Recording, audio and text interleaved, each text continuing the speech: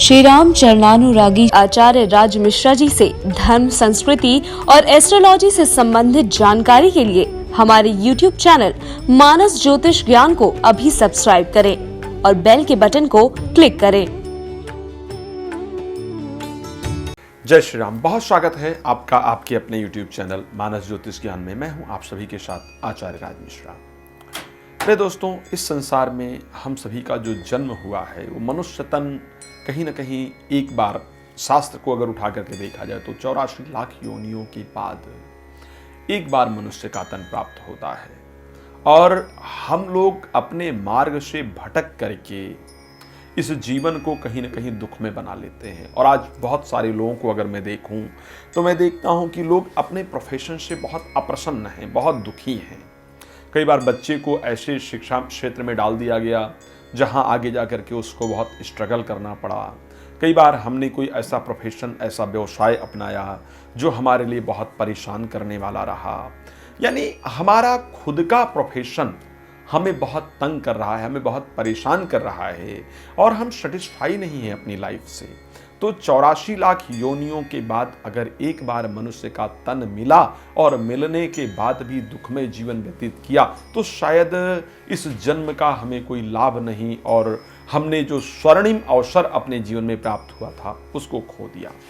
तो मेरा आज जो चर्चा करने का तात्पर्य है, प्रति व्यक्ति का जो जन्म होता है वो एक नक्षत्र के अंतर्गत होता है और उस नक्षत्र के प्रभाव के अंतर्गत ही आपका जीवन तैयार होता है।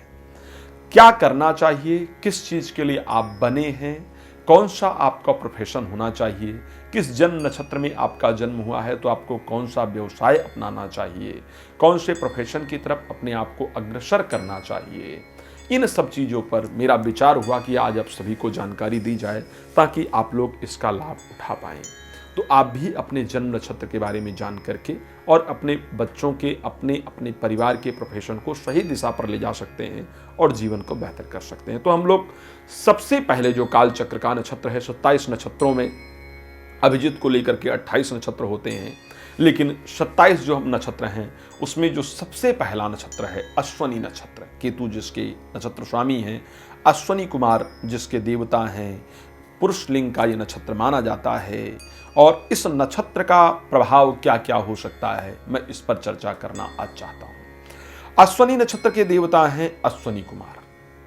क्या कार्य इनको पसंद है और जिनका जन्म नक्षत्र अश्वनी है उनको कौन से प्रोफेशन को अपनाना चाहिए। जो बच्चे एजुकेशन की तरफ आगे बढ़ रहे हैं, आपको दो चीजें ध्यान रखनी चाहिए। जो बच्चे पढ़ाई कर रहे हैं, एक तो जो जिन बच्चों का जन्म अश्वनी नक्षत्र के अंतर्गत हुआ है, अगर आप साइंस लेकर के पढ़ाई करेंगे तो बहुत फायदेमंद है।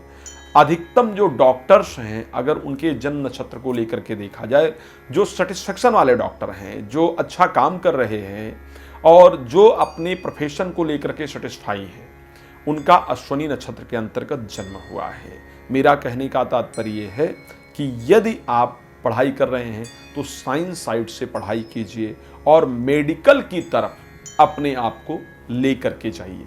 मेडिकल की तरफ लेकर के जाएंगे तो निश्चित रूप से आप सेटिस्फाई होकर के अपने जीवन को व्यतीत कर पाएंगे। मेडिकल से संबंधित जो प्रोफेशन है वो आपके लिए लाभप्रद होगा।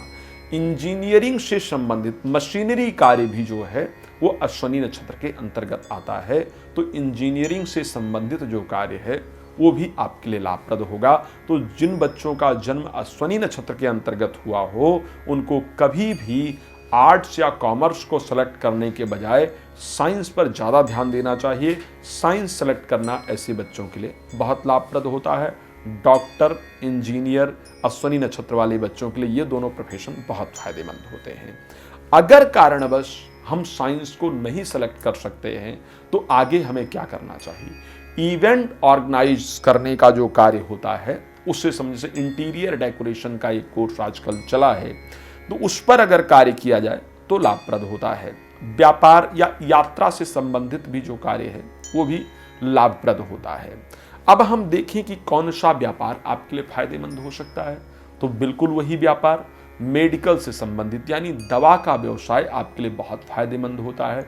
वो दवा का व्यवसाय चाहे आपके लिए आयुर्वेदिक हो, होम्योपैथिक हो, यूनानी पद्धति हो या येलोपैथिक हो, इनसे संबंधित दवा से संबंधित जो व्यवसाय है वो हमेशा अश्विनी नक्षत्र के जातक के लिए बड़ा फायदेमंद होता है।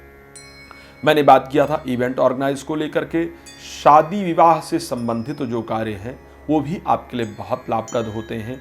इस नक्षत्र में विवाह इत्यादि भी किया जा सकता है, एक शुभ नक्षत्र अपने आप में माना जाता है, तो इसमें विवाह इत्यादि का कार्य भी पूरी तरह से किया जाना चाहिए और इससे रिलेटेड प्रोफेशन को भी अपनाया जा सकता है, आपके लिए लाभप्रद होता है। यात्रा से संबंधित यानी टूरिज्म का जो व्यवसाय है ये भी आपके लिए बहुत फायदेमंद होता है, इससे संबंधित कार्य भी आपके लिए लाभप्रद होते हैं। मशीन से संबंधित जो कार्य है, जैसे मशीनों के जो पुर्जे हैं उनको तैयार करना, गाड़ियों के पुर्जे हैं उनको तैयार करना, इसके पार्ट्स इत्यादि खरीदना या बेचना, मशीनरी से संबंधित भी जितने कार्य हैं वो आपके लिए सदैव लाभप्रद होता है। इनसे संबंधित भी व्यवसाय आप करें तो आपके लिए लाभ करता है। तो इस प्रकार का नक्षत्र है, आपके लिए निश्चित रूप से एक अच्छा लाभ देने वाला होगा। आप, मुझे उम्मीद है कि मेरे इस कार्यक्रम को सुन करके आप अपने व्यवसाय के बारे में एक सही चयन कर पाएंगे। यदि आपको कुछ और जानकारी अपने विषय में प्राप्त करनी है, आपको लगता है कि मुझे कुछ अधिक जानकारी चाहिए थी जो वीडियो में नहीं प्राप्त हो पाई, तो ऐसे कंडीशन में आपको निराश नहीं होना है। संस्था का नंबर है, प्लीज़ आप कॉल करके जानकारी प्राप्त कर सकते हैं। वीडियो को लाइक करें, शेयर करें, कमेंट भी हमारे साथ जरूर करें ताकि हम आपको और अच्छी जानकारी दे पाएँ। और कॉल करके कोई भी रत्न, रुद्राक्ष इत्यादि आपको प्राप्त करना है या कोई भी और जानकारी चाहिए तो आप हमसे बात कर सकते हैं। जय श्री राम। श्री राम चरणानुरागी आचार्य राज मिश्रा जी से धर्म, संस्कृति और एस्ट्रोलॉजी से संबंधित जानकारी के लिए हमारे YouTube चैनल मानस ज्योतिष ज्ञान को अभी सब्सक्राइब करें और बेल के बटन को क्लिक करें।